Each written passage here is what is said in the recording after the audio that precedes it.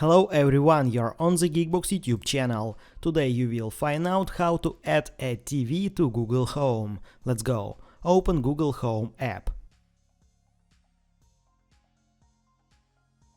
Devices. Add. If you use Google TV, turn on the TV and select this. The app will find your TV and add it to Google Home. If you are using a different TV, then open App Store or Play Store, find and install your TV's app, add your TV to the manufacturer's app. After that, open the Google Home app, Devices, Add. Works with Google. Find the manufacturer's app.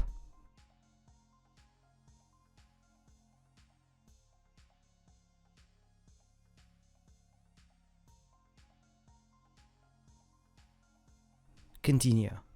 Link your account to Google Home.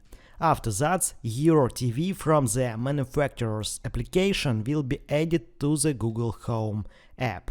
That's it. Now you know how to add a TV to Google Home. Thanks for watching. Please like and subscribe to the channel. Good luck and see you soon.